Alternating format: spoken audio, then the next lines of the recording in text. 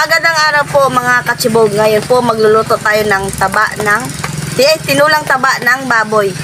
Ito yung taba ng baboy. May ingredients: papaya, bawang, asin, sibuyas, dahon ng sili, luya, tanglad. Sisimulan po natin. Mag-isa na tayo ng bawang. Sabay natin yung luya. Susunod natin yung sibuyas. Natapos. Pagkatapos natin na igisa yung bawang at sibuyas, lagyan natin yung taba ng baboy. Yung nagisa natin ng maigi, maglagyan na tayo ng tubig. O, yun guys, sagisap lang, mabango na.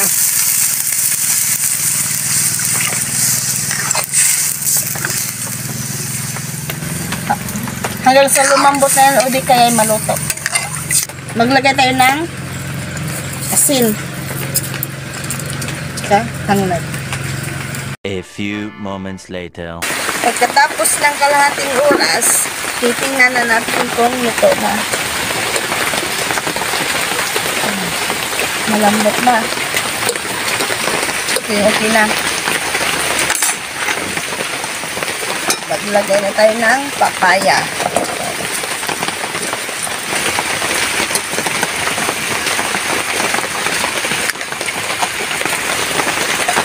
Hintayin lang natin maluto yung papaya bago natin ilagay yung dahon ng sili.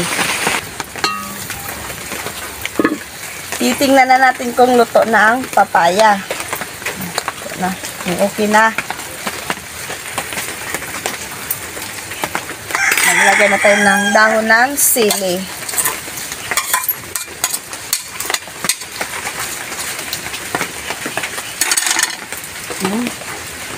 Tumbal.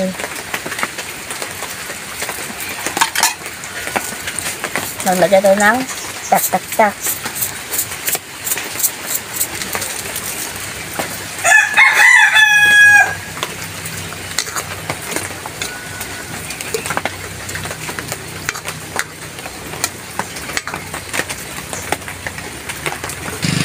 Pinakuluan natin ng ilang minuto. Titikman na natin. Simugan na. Okay mga katibog, luto na po yung tinulang taba ng baboy na gawa ni Inday. Bago tayo kumain, magdasal muna tayo. Ayun.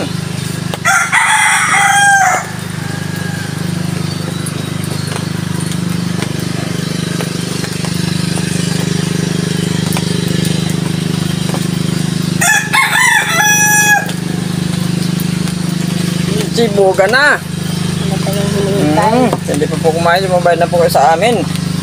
Ito meron tayong tinulang taba ng baboy.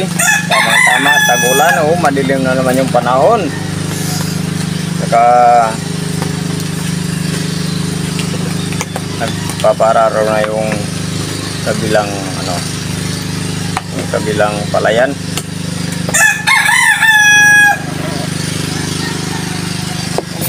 Serving spoon. Meron. Maganda to kasi paborsano sa mga tawag doon, sa mga farmers, tagulan.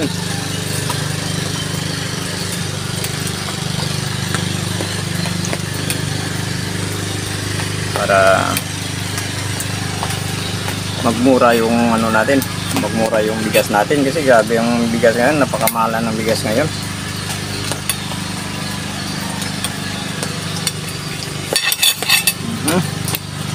Papaya.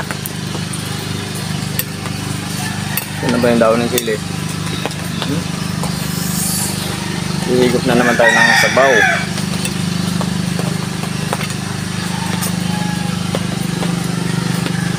Ayan. Tos. Oh, grabe taba.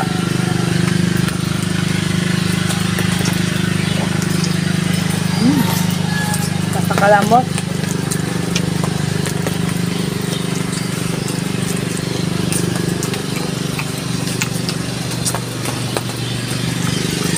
Mainit.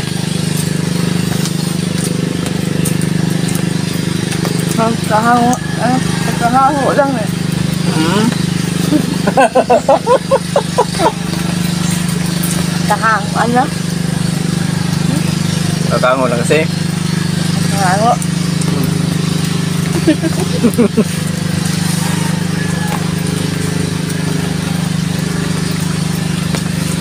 Ang sarap ng timpla ni Inday.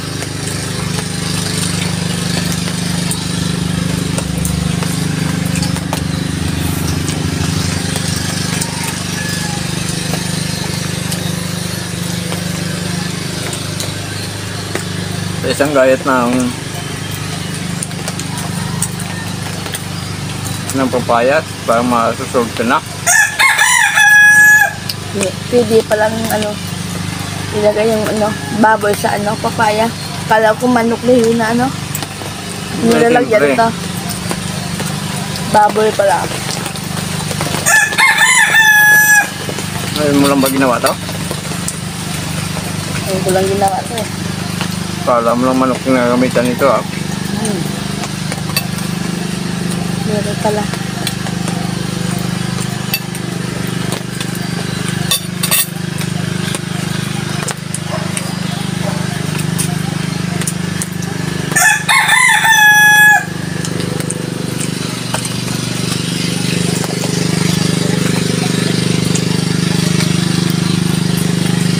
Kahit anong kulay ngayon, pwede na sa karne.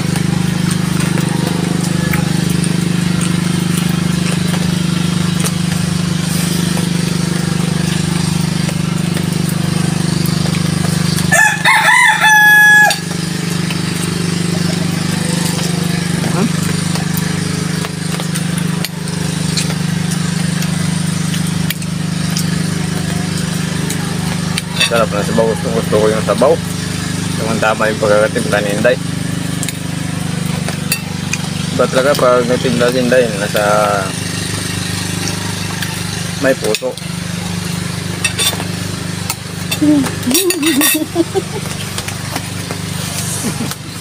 Kinatawa tayo.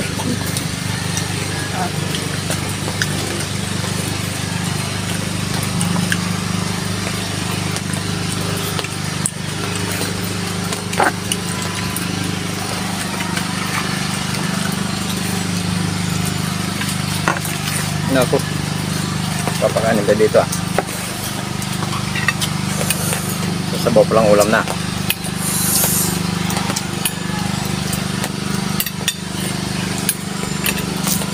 Tabi natin yung plato. Para ganyan lang. Ayun.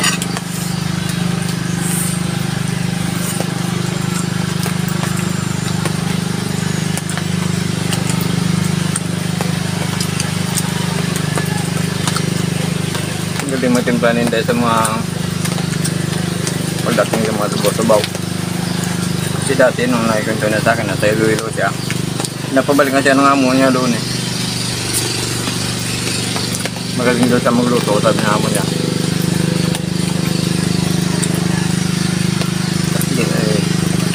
Galing Iloilo, nagbakasyon siya dito. Napabalik siya ng kanyang amo. Hindi siya nakabalik. Dinalian ko na eh. Dinalian ko ng malaking lubid. Hindi siya nakaalis. Kaya kung bumalik dun, Bakit? boring kasi. Dalawa lang kami sa isang bahay eh. Maganda ngayon eh. Wala kang ano eh. Wala pa kasi siyang anak. Hmm? Meron, may anak na siya. Saan? Saan yung balso ka? Noon, Wala. nung nagtrabaho ko sa kanya, wala siyang anak. Tapos? Nung hindi na ako nagtrabaho sa kanya, may anak na siya. 3 years old na. Aba? Ngayon. Ibig sabihin, 3 taon ka nang hindi 3 taon ka nang tawag doon? Nagtrabaho sa kanya. 3 taon ka nang hindi nagtatrabaho sa kanya. Hindi ka na bumalik. Ano? Pati ako hindi, naguguluhan ako sa mga ano mo eh. Sa mga sinasabi Malayo mo eh. kasi. Siyempre, Iloilo.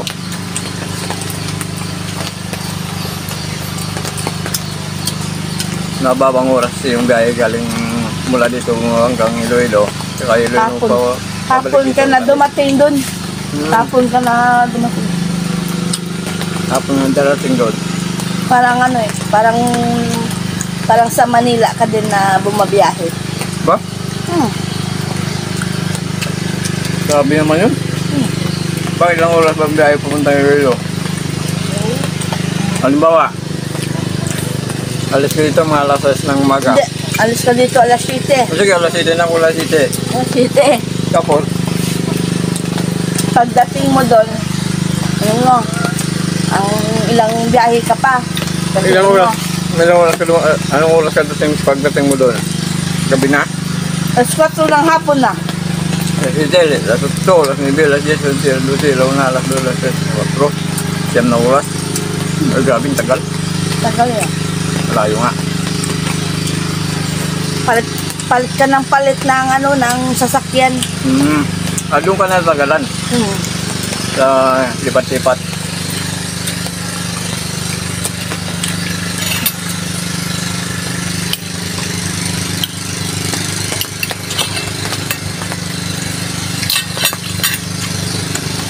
Mahirap talaga pag ano. Maganda kung ban yung sasakyan mo. Kung serious kasi, di kaya kahit anong sasakyan na ano doon yung mga pick-up. Nagpipick up ng pasahero, matatagalan ka talaga.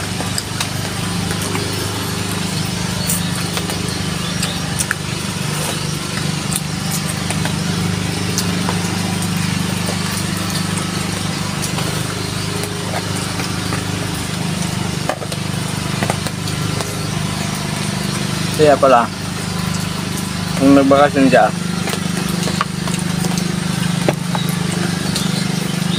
hindi ko pa yan noon eh.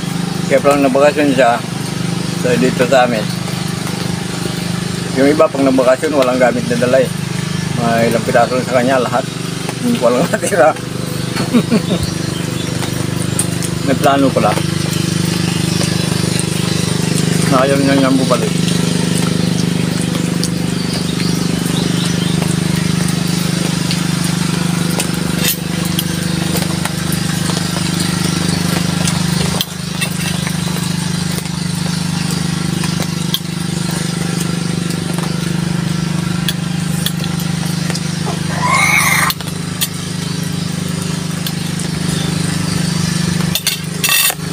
Sarap yung sabaw. Lalo patagulan yung panahon, nako. Masarap tumigop ng sabaw. Masarap magpasabaw.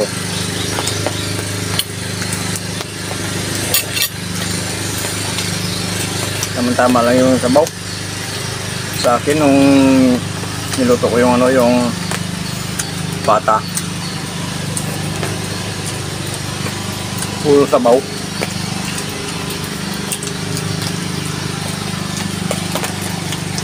Kasi ano, para naman makatikim yung kabila kahit sabaw lang. Ganyan kami dati. Kasi ilang kami magkakapatid, 6.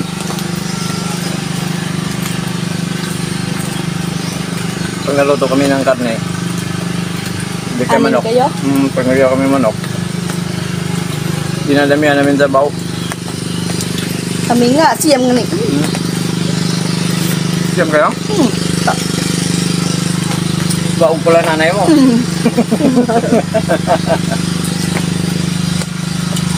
Baog pala nanay ang tatay mo.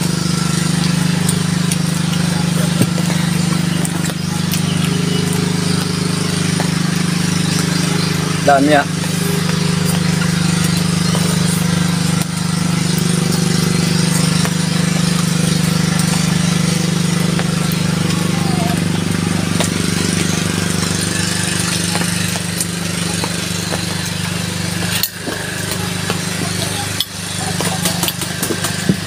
Natin yung tatay. Mga lang. Ako lang muna magbabasa yung shoutout. Ayaw nga pala sa mga hindi pa po wala nakapag-subscribe sa channel namin. Pag-subscribe po, hindi nandun po kasi rin po pumayatay po tayo. Pag pinot rin po na notification bell para update po tayo sa mga bagong videos natin. At pinagpapasalamat po kami sa inyo. Thank you po ng marami. Shoutout na po tayo.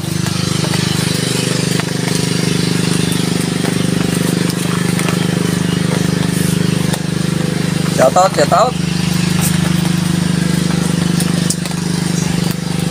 Asmin Malang, Anyano Umya, Padilya, Istabas ng Sursugon. Ayun sa mga taga Sursugon, shoutout po sa inyo.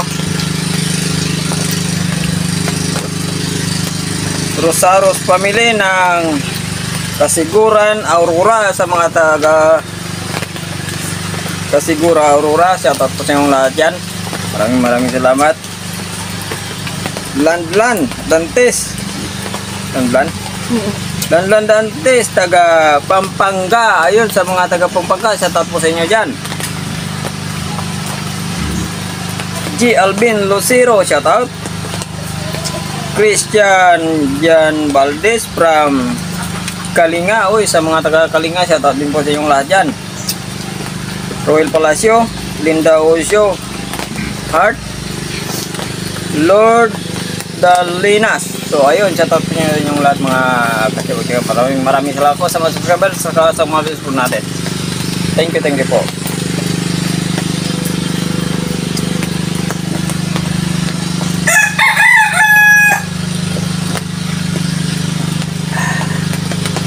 Bundat na naman. Thank you.